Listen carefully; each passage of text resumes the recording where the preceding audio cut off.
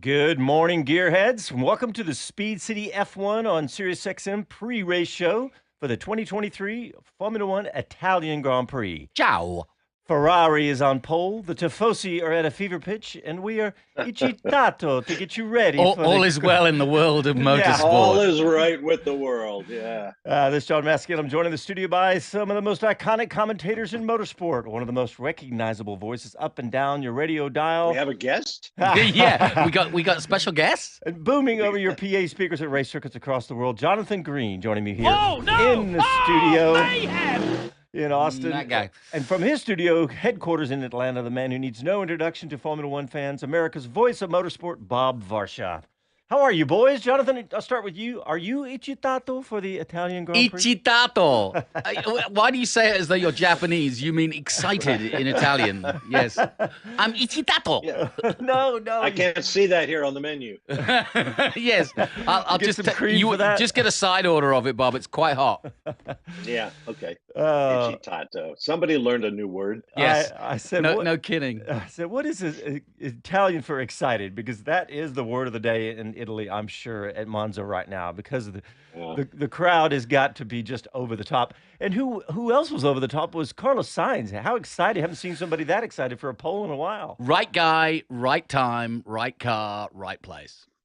Okay, Yeah, so it's great. He's a good guy. He deserves it. Yes, I agree. He does. They're 1-3, boys. What do you think? Is there a chance in heck? That they could make him another mistake while in a great position? No, we're not Oh, going there yet. okay. We're still going to ride the, Yes, the No, wave of this is- excitement. this We've all become. Yeah. No, this is the Vassar era. This is the cool French. Let's have a gitan, sit back and watch us come first and third. Ugh. Yeah. I hate to say it, but I think Max is probably going to do what Max has done all year long. So, but this is not the first time that Max has not been on pole. It's been a few times this year. In fact, Charles Leclerc had a pole earlier. Lest we forget, 1988, just a few weeks after the commendatore Enzo Ferrari died. Yeah. There goes Ayrton Senna and the all-conquering McLaren. They haven't lost a race all year. That's right. He comes up upon the last-minute replacement for Nigel Mansell in the Williams, Jean-Louis Schlesser. And what happens? They collide. The McLaren is knocked out of the race, and the second and third place cars come through to win, specifically Gerhard Berger and Michele Alboreto in two Ferraris. And if you think they tear the place up today, you can imagine what happened in 1988 with the commendatore looking down from heaven. And they were so excited by Alboreto's move that they called a corner after him. That's right. Yeah, it's now the I feel badly they changed it, but McKellar was a good guy too. Yeah, it's good. What, Alboreto the commendatore, you said, Bob? Commendatore. It's a title given to prominent Italians. Enzo Ferrari's one. Mario Andretti is one. Yes. People don't often call him that. And do you know what they call Bob in Italy? Commentatore. They call him Boob. Boob. Oh. Commentatore. Well, Yeah. I think it looks like that Chris Medland has joined us. He actually got the Zoom invite from me, and we'll see how it's going out there. Chris, we're talking about the commendatore and everybody else that's excited out there in Monza. How's it going out there? Literally everybody. So last night we went, a few of us, the media types, went and played a little game of football at a nearby sports park, which we tend to do traditionally here. And yeah, the guy that ran that was asking how many people were in the park today. They must have been so excited, like it's a great day for Monza and for Italy and all this. So even just the pole position has got people excited. And it's busy, but it always is anyway. But just it adds a little edge, doesn't it, when you've got a Ferrari on pole? Yeah, absolutely. Weather? Yeah. Weather?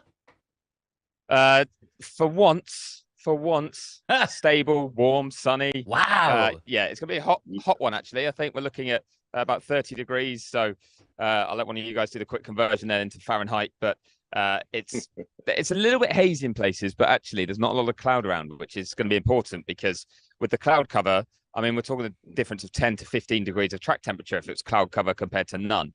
So it's going to be one where they've got to look after the rear tires because it's definitely going to be a one-stop race, but it won't be simple. That's not Fahrenheit good news for would Ferrari. be that's 86 degrees Fahrenheit. I'm telling you, Enzo Ferrari's looking down from above. He's setting the table. Yep. And I would have thought the delta is pretty long here at Monza, or not. It is. I'm guessing Long it would pit be. lane. Mm-hmm. Yeah. If you want to so- make a pit stop, it costs you about 25 seconds of That's a race lot. time. Yeah, that's about 5 so seconds. that's why everyone goes for a one stop, because you just lose too much time with a two. And I was told even if it's a late safety car or something, you're losing 12 or 13 seconds pitting on a safety car, because there's a speed delta, isn't there, behind the safety car that teams have to adhere to. But in a straight line still, that's higher than going around corners. So it's a long straight out of Parabolica. They're still moving pretty quickly compared to a car in the pit lane. So you still do lose time there too. So yeah, it would be a surprise to see anyone two stop. You'd have to be in proper tyre trouble, I think, to have to do that today. Interesting. Yeah. For the record, I think they have to maintain a specific speed behind a virtual safety car. Behind a real live safety car, I think they can close up, back them up. Yeah, that they can do once they're behind it. Right. Yeah. And the actual safety car itself can drive quickly in a straight line. Yeah, good point. Chris, and so therefore one stop, soft, medium, or other way around? I think actually medium hard is the safer bet. We've got the softest 3 compounds available from Pirelli this weekend. So the soft will be tricky, certainly at the start, if anyone wants to start on that. They can try and do it. You'll get a little advantage off the line, but you're going to maybe run into some tyre trouble quite early, and you need to try and get to at least lap 15, close to lap 20 before you pit for hards. And it's a weird one because you think slipstreaming is great. You think overtaking would be easy. But you can easily get into a DRS train, or if you don't have a big top speed advantage against the car in front, because the DRS has less of an impact because you're already at low downforce and high speeds, then actually it can be hard to overtake. So track position is surprisingly key here. Yeah, no question about it. Hey, Chris, are the drivers saying anything about the bumpiness of the racetrack? Watching the practices and qualifying, I don't recall all this bouncing, all this oscillation from previous years at Monza. The guys are really getting beaten up out there, it seems. Yeah, it's looked like a return to kind of porpoising. Certainly the Ferrari. I remember watching Charles Leclerc getting thrown around on one of his laps yesterday. But Jock Clear, the senior performance engineer there, was speaking this morning. And he said, no, it's not an issue. Like, the drivers aren't reporting it as an issue. It looks a bit uncomfortable, but they don't say it is. It's what they can tolerate. And as long as it means that the grip isn't breaking, the tyres aren't really bouncing and you're losing grip. Then spinning the wheels. Exactly, yeah. Then it's not an issue for us. And they've actually said, no, it's not one. It may have been that on a specific lap, you can get it if you hit a bump at the wrong time. You almost trigger it for a straight, and then the next lap, if you don't hit that bump, you keep slightly right or left of it, then you don't set it off and you don't get into that rhythm of bouncing. So yeah, it's kind of it can be a little bit hit and miss on which laps it happens to, but nothing major reported by anyone. The one slight change to that, I'd say, is just this generation of car is tougher on each driver's back, and Lando Norris has said he's having to do a lot of work with his physio to strengthen his back for driving these cars. But he seems to be in a bit of trouble this weekend, just in general. His back's hurting him a bit. And I did see him walking around this morning, looking pretty glum. I was actually genuinely going to stop him and check if he was okay. I thought something was wrong with life, essentially. And I was told by someone at McLaren a bit later that, his back's been playing up. So he's moving a bit gingerly, but they think he'll be fine in the car. But yeah, that's one driver who's just not feeling completely at 100%. That's not good news. Not good news. Well, especially as McLaren have qualified so well. Yeah, true. Boys, we are in the position where Max Verstappen could set the all-time record for wins at 10. Last week, he tied Sebastian Vettel, and he's in 10 in a row. That is. Yeah, sorry, 10 in a row, and he's sitting in second position, sandwiched by 2 Ferraris. He didn't seem too stressed at the end of qualifying. Well, yeah. I was just about to say, in fact, we've got a little clip from Max Verstappen. Unless he's standing next to you, Chris, ready to get interviewed, I'm going to play this clip from Fat chance. From Max Verstappen. Let's hear from Max. Very depressed. No, I mean, it's fine. We had a good day, I think. But Ferrari seemed like, already from yesterday, they hit the ground running very strongly, and that's fine. I mean, from our side, I think we improved our car nicely today, and then we just missed out in qualifying. But the margins are very tight, and tomorrow hopefully we can show again that we are good on tires, and I think that's where we want to be quick. How much of a threat do you think the red cars will prove tomorrow? Yeah, difficult to say at the moment. I mean, they're ahead in qualifying, But yeah, hopefully tomorrow on tire deck we can get them. I sympathize with Max. He always tries to have those little jokes, and they never work. I live in your world, Depressed. Right. Well, he certainly talks like a guy, who's got a full magazine in the gun. Yeah, we're off a little in qualifying. Yeah, the car's not great. Yeah, Ferrari's doing well. You just wait. Yeah, no kidding. See what I do when the race begins. It's Chris, amazing. Chris, how's Checo looking these days? How's he his demeanor as you see him? I'm gonna have to ask you to repeat that. Sorry, you broke up just as you asked that question. I said, how's Checo's demeanor? We're listening to Max sounding incredibly relaxed, but how's Checo's demeanor? Yeah, as you'd expect, it's slightly more uptight, slightly more, just not quite as relaxed. I mean, there's a few times I see him, any regular listener knows, I try and grab drivers when they're walking around in the paddock and get a bit of a chat with them live on the show. And Checo is one who very, very rarely seems willing to do that. He tends to be making a beeline for somewhere. He doesn't stop for that many fans and photos and things. But partly because he's giving off the impression that, don't approach him. And I think people generally are aware that, it comes off the back of maybe a result he's not delighted with. It's been pretty up and down in that sense.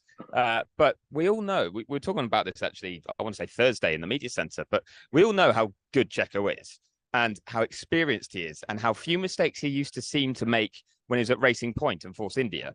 You didn't really have him down as error prone, did you? No. But if you think that he's made errors at strange times in a Red Bull, yesterday, for example, Friday practice going off in FP2 and hitting the wall, that's the bit where we're suddenly going, are we really going to have to accept now that environment, that car, maybe Max is that good that any driver, whoever they are, put alongside him, maybe bar Fernando Alonso or Lewis Hamilton, an absolute world-class, maybe all-time great, is just never going to be able to hit those levels, but then they're going to try to, because of course they're still very good and expect to be able to, and they'll push beyond their own limits and make mistakes. Throw it off the road. Yep.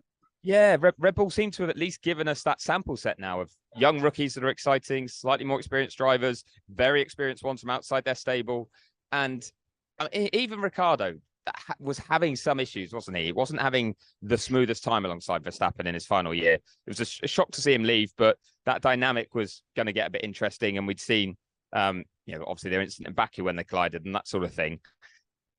It feels like potentially nobody can succeed in the second seat there. And arguably they don't need to, because Verstappen's doing such an incredible job in the first seat. And that go ahead, Jonathan. No, go ahead. Well, that puts Red Bull management in an interesting situation. We've got Sergio. We know what he can do. We just need to calm him down and get him used to the idea that he's going to be looking at the back of Max's car, and that's just the way it is. Hopefully, everybody else is behind Checo. Or do you go for the Liam Lawsons or some of the young juniors who are going to arrive thinking, here's my chance, I got to make the best of it, and then they throw it off the road by overdriving it. So, it's like, it's a dance with the devil. What do? You go with experience and hope he understands what your goal is, or do you go for youth and enthusiasm and then find yourself trying to calm them down? Yeah, you're right. It's a very tough call to have to make. Sorry, go on, Johnny. Yeah, no, just this. Don't you feel that Red Bull have become the new Ferrari? Because Ferrari inherently were always one driver driven, as it were, and the other as a backup. Yeah. And they're trying to fit Checo into that shoe of basically being the backup to Verstappen as a very good backup guy, and he hasn't quite found his feet yet. Throw a few more million at him. Hey, you're number 2, but now you're going to make 30 million this year instead of 12 million. I'm still just stay right there. I'm still salivating. I'm still salivating with Chris said having Alonso beside Max now, because I'm thinking about those two. The level of confidence between those two guys is about as high as it's ever been with drivers. So that would be awesome. Hey guys, we got to sneak in a quick break. When we come back, we'll have more prepping for the Italian Grand Prix right after these messages.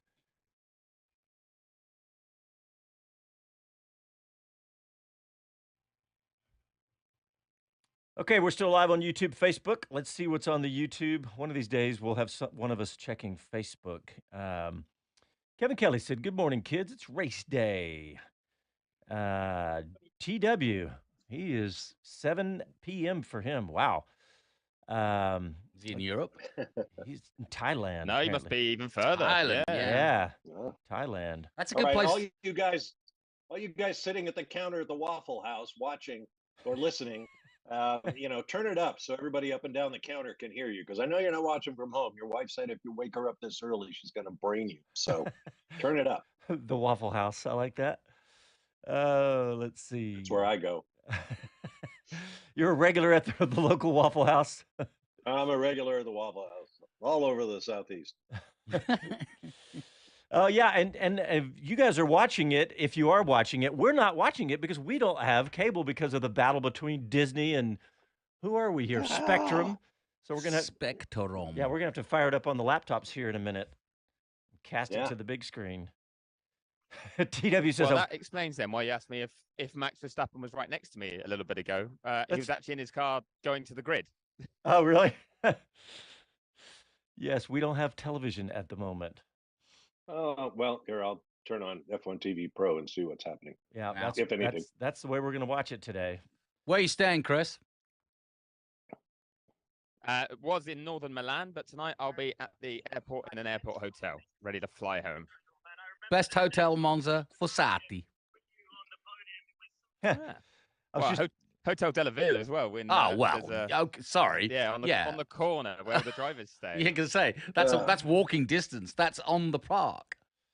So I was just checking Twitter, and motorsport.com came up, and they tweeted a picture, a gorgeous Nissan GTR as the camera car. Apparently, it's fitted with the big metal frame and has all the cameras all over it. And they did that with a Nissan. Yeah, has the boom. All right, here, coming back.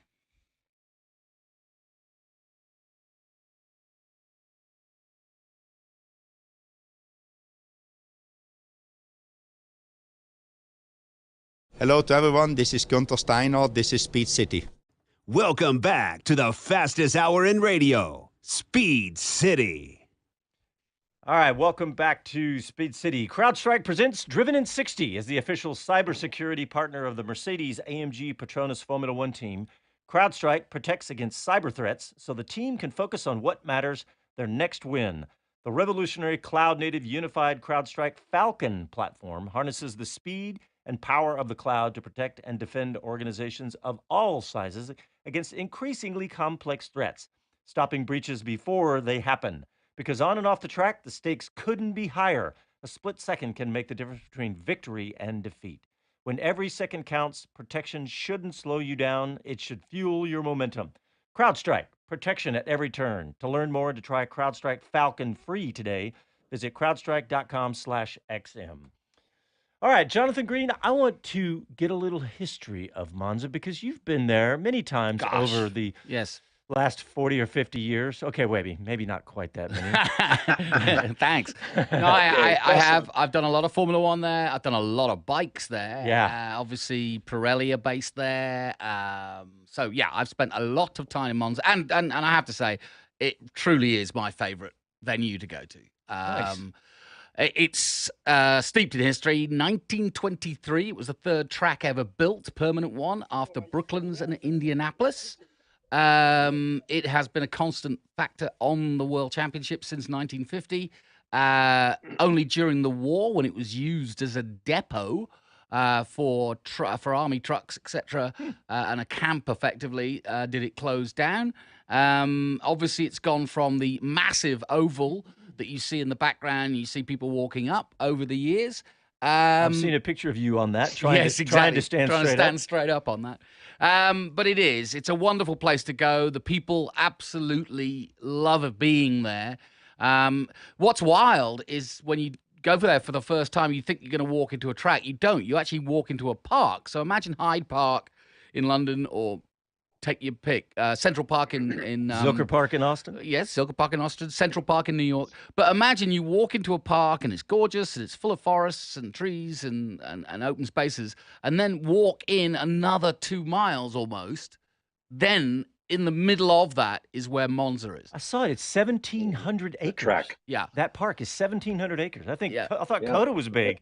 So over the years, it was a royal hunting facility. A royal hunting facility, It was, correct. It's where the king went to shoot deer or whatever he shot. Exactly right. And in Or fact, you pheasants. find And that it was 1 year. It didn't have the Italian Grand Prix in that 1 year after Ronnie Peterson was killed in the race in which Mario Andretti became our second U.S. world champion.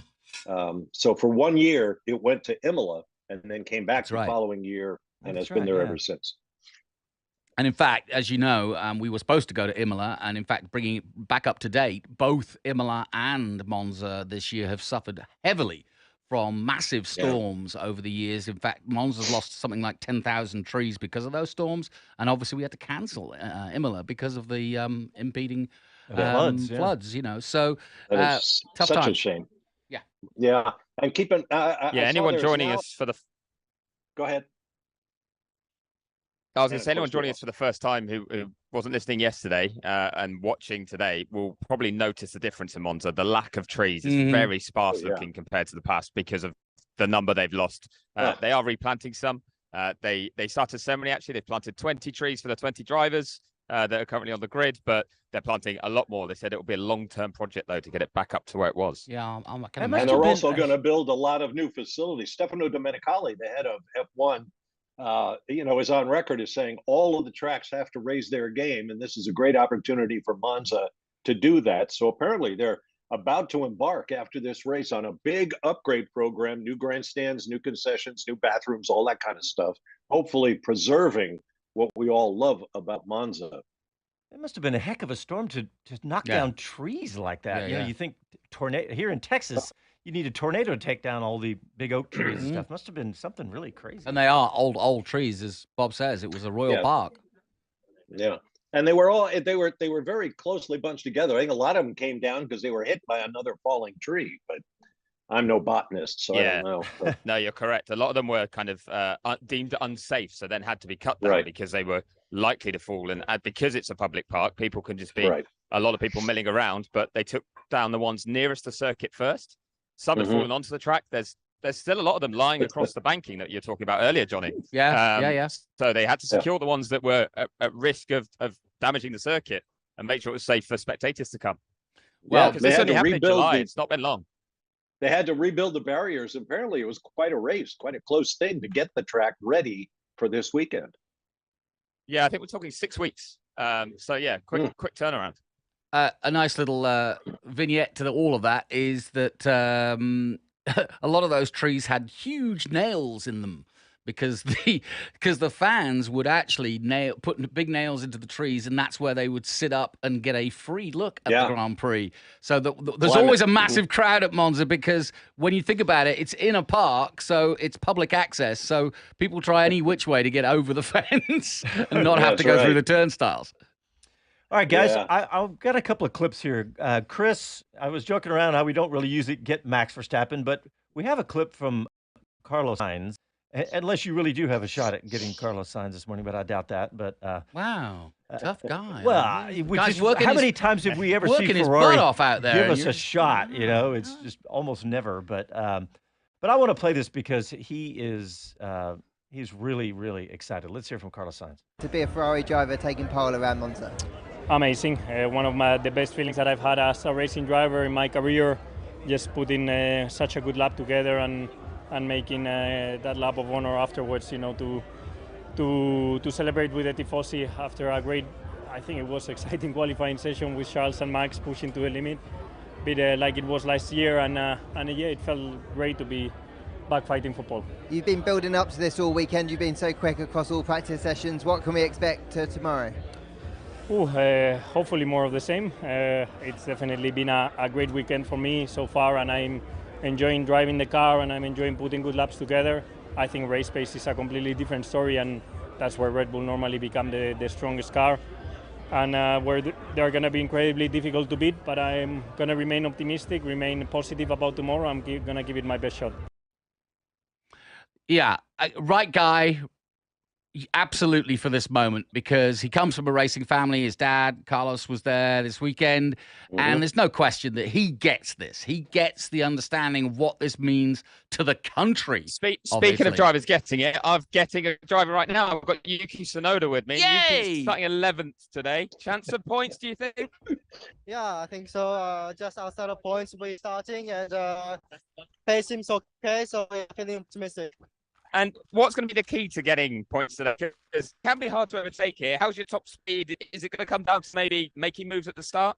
Top speed, we improved a lot compared to the last previous races, and yeah, more like I think the in general race pace. Yeah, the cars in front is most of the teams are quite strong, so we need to probably a little bit of luck as well. But I think at least the straight line speed, I'm not worried about it. So yeah, maybe we can do overtaking. We never know, but yeah, we push hard.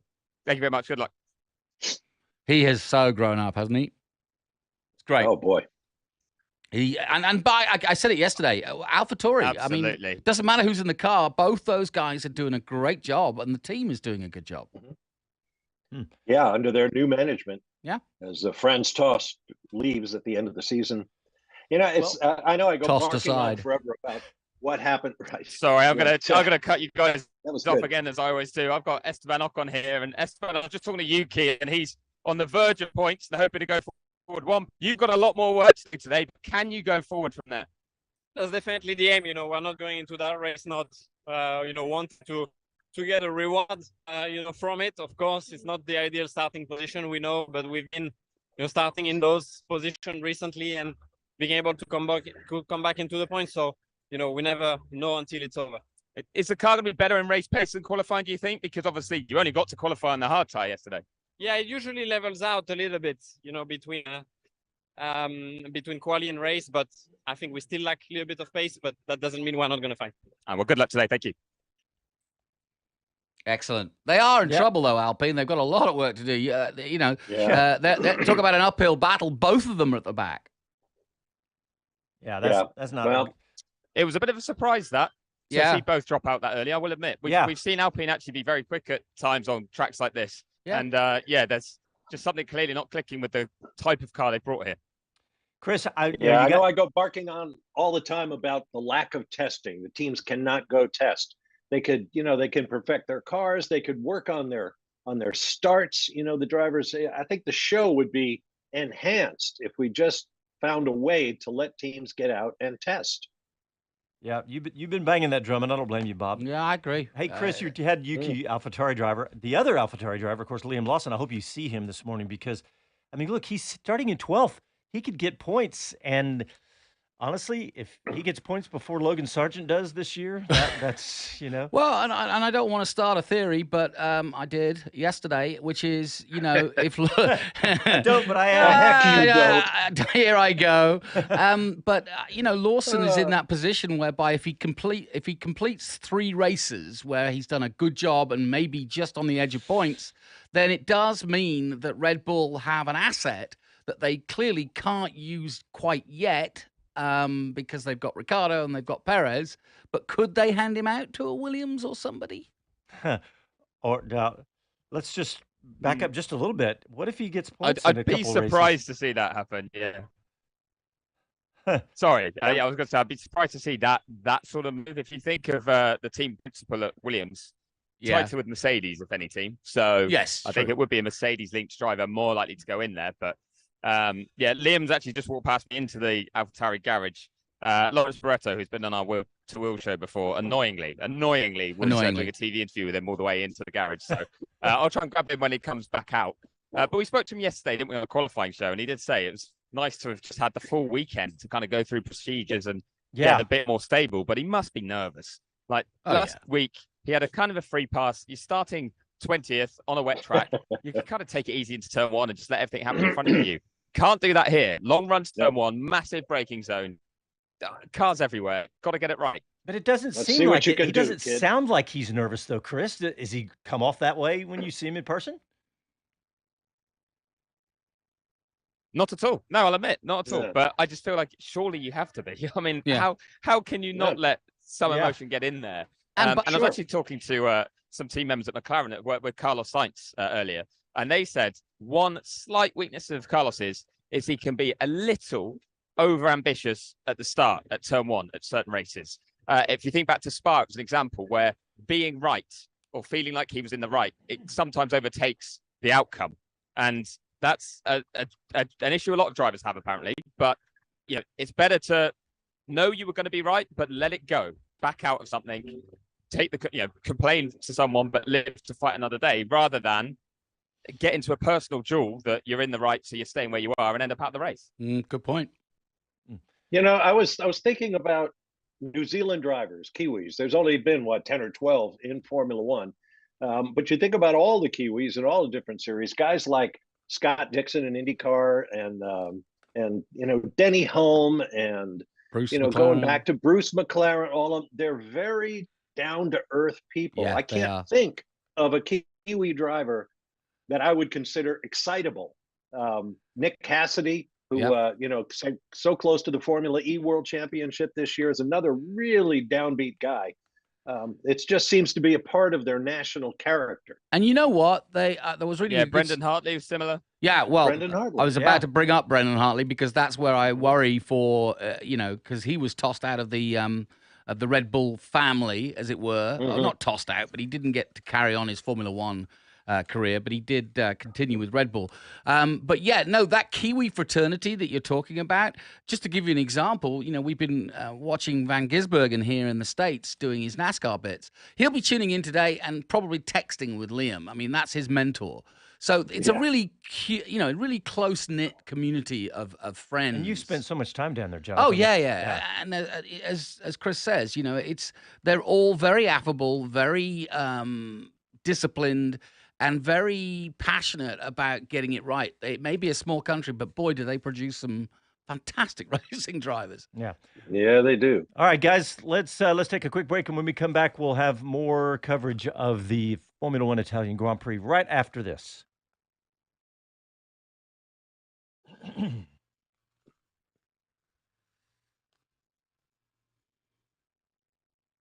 All right, let's check in with the folks on YouTube, see what's going on over there. Let's see. The boys are talking about F1 TV.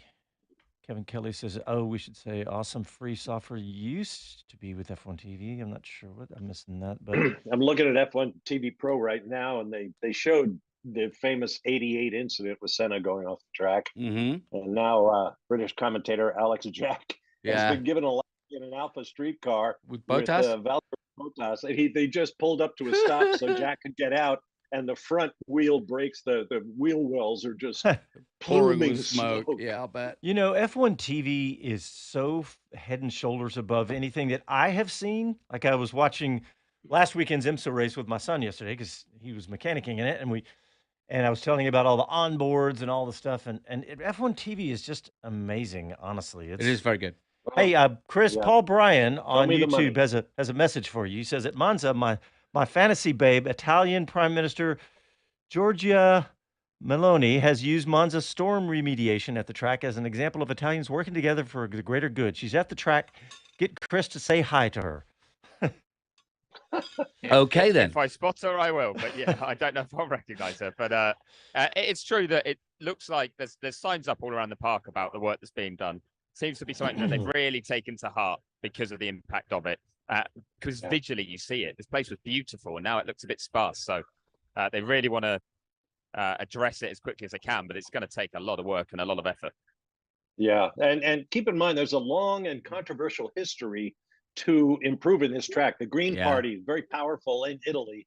When you watch the race today, look at the pit complex. That is technically and legally described as a temporary structure. It's been there forever, but they call it a temporary structure to get around the laws.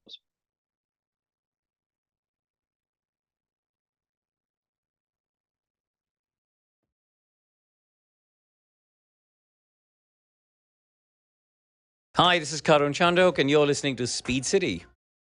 Welcome back to the fastest hour in radio, Speed City. SiriusXM is brought to you by CrowdStrike. Stop today's most sophisticated cyber attacks at the office, the racetrack, and everywhere in between. Learn more at crowdstrike.com/XM. Don't forget the XM. Give us a little credit there. All right, guys, we're about 25 minutes from the race. And Chris, I'm going to check with you first before I go to Bob to run down the grid for us. How's it going out there? It's good. I'm going to try and see if I get myself in the eye line of Franz Tost, who actually You're breaking up a little bit, Chris. Set headphones on, listening to whatever the team are telling him. I do apologise for that. That's probably because of the engine that's firing very nearby. I'm going to try and get Franz Tost here, if you can still hear me clearly. Yeah, go ahead. I think so. I'm also dancing around the Apex GP crew who are filming on the grid as well. So the thing is, Franz is very good at dodging, so I might try him, and I'll see if he's willing to talk or not. Because he doesn't like to too often, but it's his last home race with this team, so that's why I'd like to get him. Yeah, big occasion. And the Apex says no, but yes, his last home race with this team. So he's been with AlphaTauri, Toro Rosso for well over a decade, hasn't he?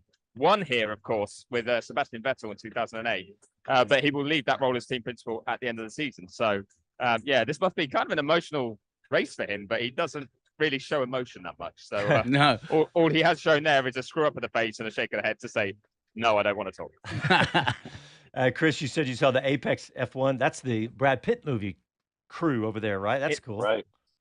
It is indeed. Yeah, I'm told to keep an eye out. They're shooting a scene on the grid. So I'm not allowed to actually say what it will be. Are you playing yourself, or? I think we all are. That's the beauty of this film. Actually, they are wandering around right now. It's one of those where they're just shooting all sorts. So they're focusing on teams and what teams are doing right now, getting ready. All shots that are authentic. No one's set them up, which is interesting. Actually, it's just you're used to seeing TV crews doing it. You're now seeing a film crew do the same thing. Yeah. Hey, what's the other F1 movie? Kevin Kelly, who's on Grand Prix? No. The Enzo Ferrari movie with Adam Driver. Yes. Playing yes. Enzo. And there's some other big names in that thing. I forgot who they were, but it's a Michael Mann production. I believe it's taken from an abridgment of a book by Brock Yates, written many years ago. Brock used to talk about how it was in production for like more than a decade, I think. But hopefully it's coming to the screen now. Penelope Cruz, that's who the other one is. Yeah. What is that? Okay, I'm there. Yeah. She's in it. She's going to put a suit on. I'm ready. Yeah. Or hopefully not. Adam, it's I'm trying to find the name of it here. But you're right. It's based on a book by Brock Yates. Mm-hmm. But yeah, that one's coming up too. All these F1 movies. This is awesome. Well, Bob, you want to run down the grid for us?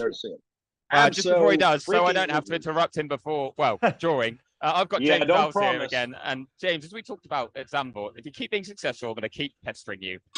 Third row of the grid this weekend. And this was one you were slightly wary of in that Williams targeted it, thought it could be a competitive weekend, but then Zandvoort was unexpected.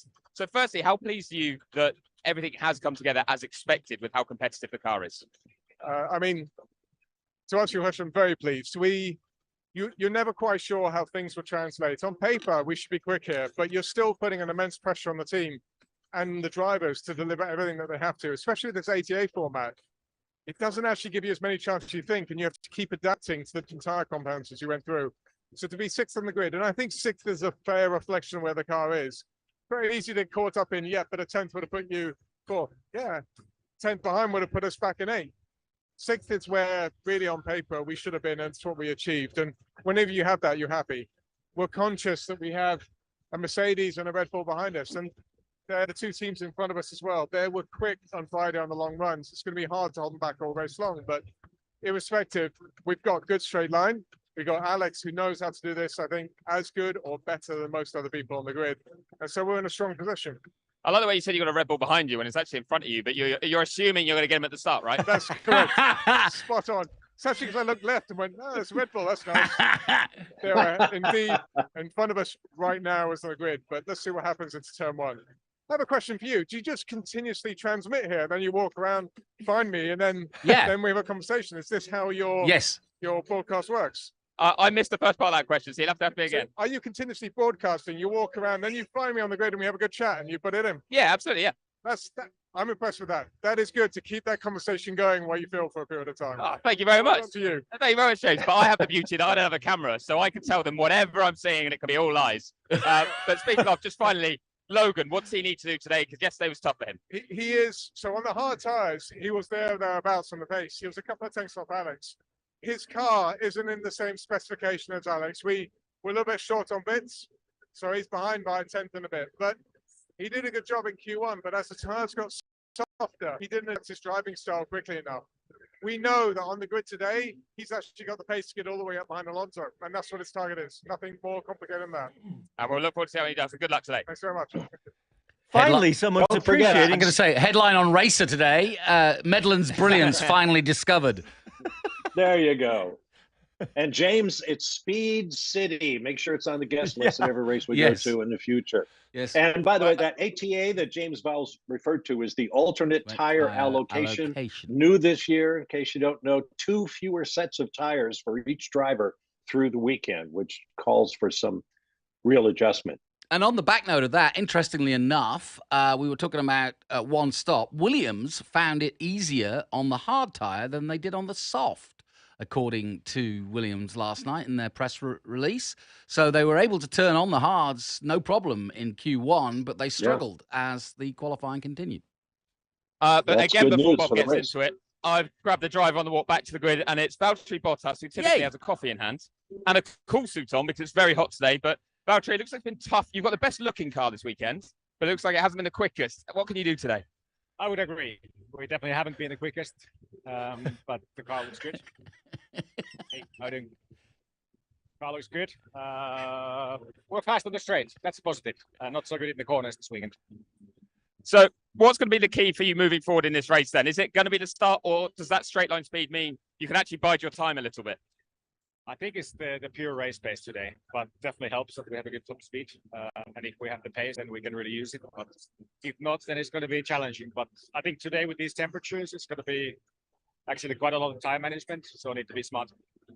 Well, good luck today. I'll let you go and chase Toto Wolff onto the grid. Toto's just come over to say hello to him. And he peeled off there. I couldn't hear if he told you guys, but Carby Lame, the TikTok star, came over to give him a fist bump. Wow. So, yeah, these guys are in demand, like not only just from us from media, but different celebs and stars that they seem to know come up to them. What are we? Nearly 15 minutes before the race? Just before they jump in the car. And now Valtteri's having a chat with Toto about something else over a coffee. He looks so chilled. Bottas is one of my favorite characters now. He's this super chill. Did y'all see him during the break?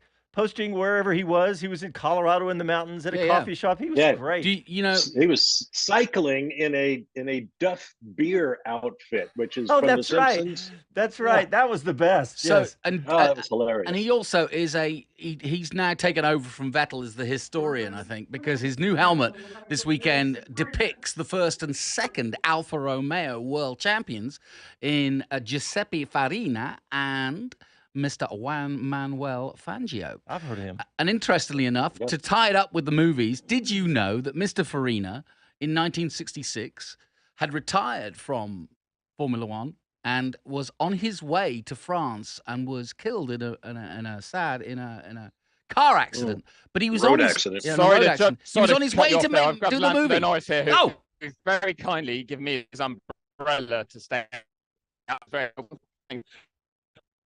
a bit of jip back. No, we're not going to get this grid in, are we? It's a lot better now. It's not a talking point for now, basically. No, it's fine. I'm much better. I struggled a lot, but fine now. Okay, and then for the rest of the day, starting ninth, need to go forward, or do you not have the pace to go forward? Is it going to be a lower point stay for you, do you think? No, I mean, we're aiming for some more points than where we are at the minute. It's going to be our straight line speed and so on, but I think Monza is a place where there's been plenty of surprises in the past, so I don't think we're cancelling anything out. But we know we're in for a tough race. I've asked a lot of people at the start. Is it stay out of trouble or make moves? Make moves. Good luck. Thank you. Hey, Chris. Oh, that shade was lovely. Between Jonathan talking, Bob talking, and cell droppage, we missed the first part of that. What did he say? His back is well, I told it. Yeah, his back, he said, it's not an issue for now. And that he's been struggling, but he's okay for the race. But I think it's also him maybe not giving away too much pre-race. Yeah.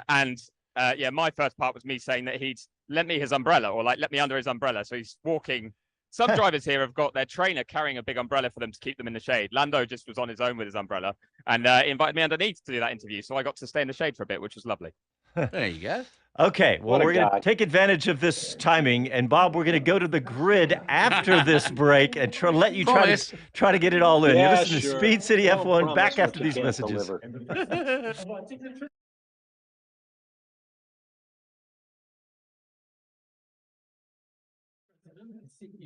Perfect timing, because we're going to the anthems now. So very nice. Good timing. And the grid, that'll be great timing, yeah. I heard Stefano Domenicali's name. Let's see what's on YouTube here. Might see if I can grab him, actually. He sometimes chats with us, doesn't he? Yeah.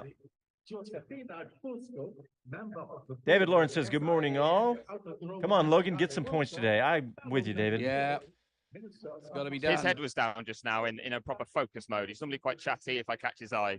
I think he saw me coming from a long way off as he was walking back from the garage and just got his head down to the ground so that I couldn't make eye contact. I think he's very much in a focus mode right now. I think he knows that pressure's starting to build if he does need to deliver a result. But interesting what James Vowles said. I wasn't aware that the cars were different spec. Can you expand on that?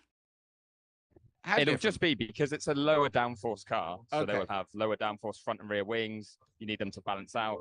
That potentially we've just got to manufacture enough of them for this weekend, and so it will be that Logan may well have an adapted version of the rear and front wings that they've been running at most races, whereas our one has a specific one.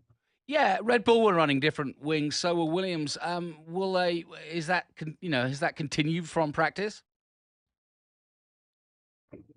Yes, from what I saw, FP3 both did. Ferrari have a specific package for this weekend that is Monza specific that they developed just for this race. And they said even with the cost cap, what they worked out early in the season, so Baku, where Leclerc was on pole, was that they were going to be competitive here and that they should go all in to try and make it work, take advantage. Interesting. Red Bull, on the other hand, have such a competitive car, they're able to just adjust what they already had in terms of front and rear wings and run them at a low downforce setting, but without it being a different wing, if that makes sense. So yeah, that shows their advantage. Coming back. Yeah.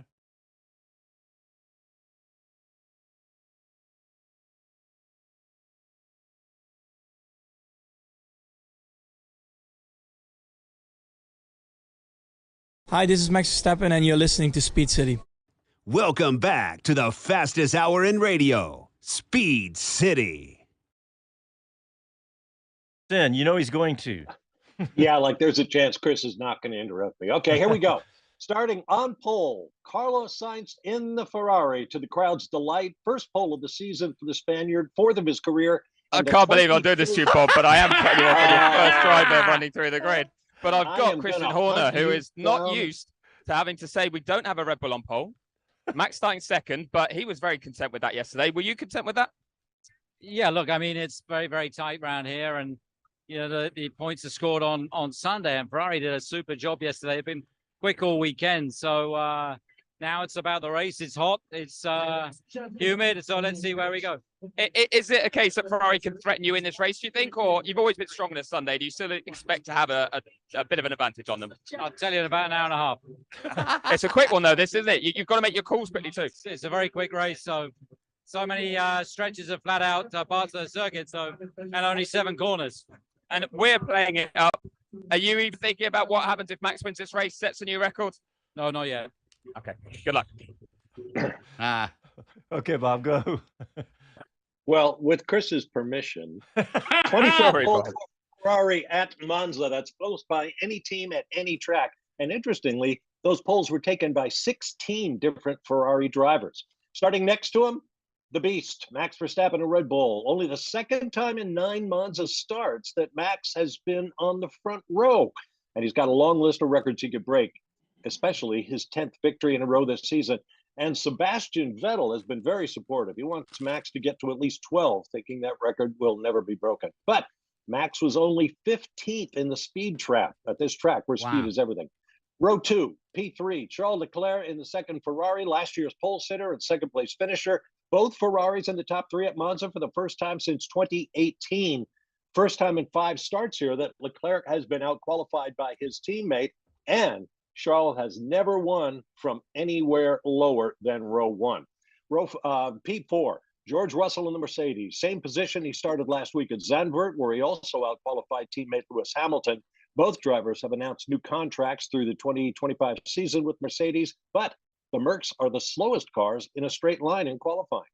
Row 3, P5, Sergio Perez in the second Red Bull, second in the championship, but only his second top 5 start in his last 9 races. Next to him, Alex Albon in the Williams, 5th Q3 appearance in his last 7 races, and the best grid position for Williams at Monza since Lance Stroll started on the front row in 2017. Row 4, P7, Oscar Piastri, or as my spell check calls him, Oscar Pastry. Sorry, Bob, I'm going to do it again to you. Bob Varsha just running through the grid total, I'm afraid, and I keep cutting him off. But I want to ask about George's chances today. From the second row, got ahead of Sergio Perez. Looks like the car got stronger and stronger through qualifying, but will it be strong in the race? Yeah, I mean, the Ferraris also had really good long run pace, and Verstappen anyway. Perez is to be expected in the Gaggle. So yeah, I hope we have a good enough car today. Can you get on the podium? Can you fight for the win if Ferrari stay in the lead? How does this play out? I think we can, yeah, but it's so close between the top teams that you're never gonna know whether you finish second, third, or sixth. Does that make it particularly hard for Lewis then, trying to come through if it's that tight? I think definitely yes. Well, can you do anything differently strategy as well, or is it an easy one stop this? We have an offset strategy for him, so it may be different to the others. Well, look out for it. Thank you very much. There you go. You heard it here first. There you go. Lewis Hamilton with a slightly different strategy today. Nice. And he's going to need one. Now, as I was saying, P7, Oscar Pastry for the McLaren, outqualifies team leader Lando Norris for the second time in his last 3 races. Next to him, the guy we were just talking about, Lewis Hamilton and Mercedes, the 7-time champion's worst start at Monza in a decade with the team, and he hasn't scored a podium here since 2019 when he was 3rd. Row 5, P9, Lando Norris and the McLaren, his worst grid position at Monza since his rookie year in 2019, but he has scored points in all 4 of his visits, including 2nd in 2021. Next to him, Fernando Alonso and the Aston Martin, still the only driver to start top 10 in every race this season, but only by the skin of his teeth, his worst qualifying performance for Aston. Row 6, P11, Yuki Tsunoda and the AlphaTauri, nipped by Alonso out of a spot in Q2 by just 13 thousandths of a second. Next to him, the best name on the grid, Liam Lawson and the second AlphaTauri, youngest driver on the grid at 21, and now on his first full weekend after his abbreviated debut in Zandvoort. Both AlphaTauris start top 12 in qualifying for only the second time this season after Monaco. Row 7, P13, Nico Hülkenberg in the Haas has finished 5th at Monza in both 2013 and 2019 for 2 different teams. His 195th GP start without a win means he's closing in on the all-time record for the longest career without the top step of the podium, currently held by Andrea De Cesaris at 208 races. Next to him, P14, Valtteri Bottas in the Alfa Romeo started top 6 in 7 straight Monza races for Mercedes and scored in 8 straight events, but called his car on Friday undrivable. His helmet livery pays tribute to Giuseppe Farina, who clinched the very first Formula One World Championship in an Alfa on this very date in 1950. Row 8, P15, Logan Sargent, the American in the Williams. Williams hasn't failed to post a classified finish at Monza since 2006. Great reliability, and Sargent has escaped Q1 in successive races for the first time, but he desperately needs to show progress here in his rookie season, where he has yet to score a championship point. P16, Guan Yu Zhou in the Alfa Romeo. Here's the weird stat of the week. The Alphas are second only to Red Bull in laps completed this season, and they're very close. Yet, while Max Verstappen and Sergio Perez are 1-2 in the championship with 540 combined points, Bottas and Zhou are 15th and 16th with just 9 points between them. Row 9, P17, Pierre Gasly in the Alpine. What a come down for the 2020 Monza winner and a podium finisher just a week ago at Zandvoort, a finish that pushed him 1 point ahead of his teammate Ocon and Piastri for 10th in the driver standings. P18, the aforementioned Esteban Ocon, just 3 1,000ths of a second off of his teammate's time. First time Alpine by any name, including Renault, lost both cars in Q1. The last time that happened was Singapore 2018. Row 10, final row, P19, Kevin Magnussen in the Haas, outqualified by teammate Nico Hülkenberg for the 11th time in the 14 races this season. The Dane hasn't scored at Monza since his rookie season at McLaren in 2014. And P20, caboose on the field, Lance Stroll in the Aston Martin. Feel for the guy. Got no track time in Friday practice, so he had to learn about all three tire choices in Saturday's hour and then run two of those for the first time in qualifying. The Canadian never started outside the top 10 at Monza until this year. And Great stuff. Excellent. You did it. You actually got through it. Andy P's coming. Yeah, take that, Chris Medland. Andy P says. Yeah, I shut up in the end. Yeah, I knew you were waiting with an interview, but you didn't dare, and I appreciate it.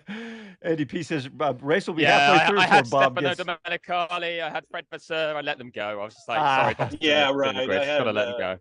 had Jackie Stewart. I had Jimmy Clark. I had. Yeah, Lewis, Ayrton Senna was that. No, it's actually, I tell you though, the atmosphere. We're talking Brad about Pitt. historic names and yeah. Well, actually, no son of Brad Pitt, but I did just walk past the pit wall for the Apex GP team for the film, and they've got data running already. So apparently the race has started, but it looks exactly like a Formula One pit wall. They've got proper data. I know Bernie Collins did the former Aston Martin strategist did some consultancy with them, so they knew what they needed on their screens and everything like that. It's been so detailed. It's massively impressive. Tell us who won the race so we can place our bets before it starts. Yeah, sure. No kidding. It was actually one of the Alpine team members that pointed it out to me, and I think it's because they said Gasly. It's been a rerun of the 21 race when he actually won here, didn't he, for AlphaTauri? So we've had shocks here. We've had 2020 that was. We had the Ricciardo win in 21. Who knows? Hey, Alex Albon from 6th. Why not?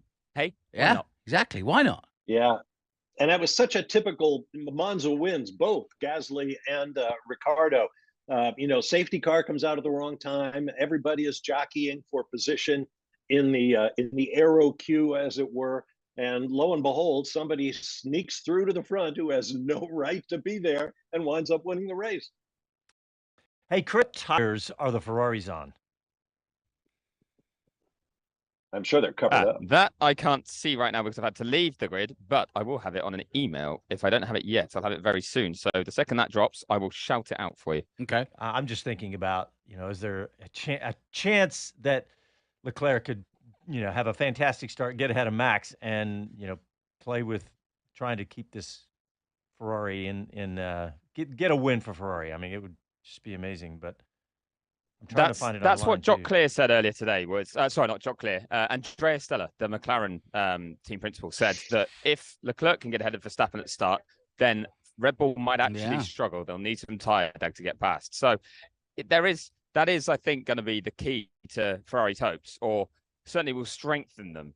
Obviously, if Sainz just holds the lead, that's good. But if Leclerc can get in there too, then even better. But let's be honest, even though he's got kind of, so much to lose, doesn't need to take the risks, Verstappen so often seems to be clinical in these situations. And we talk it up, and then by turn one, he's in the lead. It happened in Budapest, didn't it? I think, against Lewis Hamilton. He's so good at executing these. That's why it will be a big deal if he isn't in the lead early on. Chris, strategy-wise, you talked to Toto, and he said Hamilton was on a different strategy. What about Stroll? And so, 1 minute. What would you do then? Is a special strategy when you got to work, get to the front? You could well start on the hard tyre because it's like the C3. It's still a fairly soft compound here because they've gone for the softest ones. You could start on that and try and run long, but Pirelli think, especially in this heat, that will go to about half distance. So then you'll need the medium. But it gives you a bit more strategic flexibility and not a huge deficit, but it'll be tough in the opening laps. Stroll, that's fine from the back. For Hamilton, he'd have to be pretty punchy to hold position, just so you got those tyres up to temperature in the first few corners. Right. All right, Chris, who's your picks? I'm going to go for, I'm sorry, but Verstappen. I'm going to go Perez, and I'm going to go Leclerc. Jonathan? Sainz, Albon, Verstappen. Bob? Yeah, I like those picks. I'm going to go Sainz. Enzo is looking down from above, remember. Russell, Albon. I'm going to go Sainz, Leclerc, Verstappen, because I figure that's the only way it's not going to be Verstappen. But all right, everybody, thanks for tuning in. We are out of time. Stay tuned right here for the race. And, of course, come back after the race, because because we have our live 1 hour post-race show with Chris on the grid, asking questions and getting asked questions. Thanks, everybody. We'll talk to you after the race. Enjoy.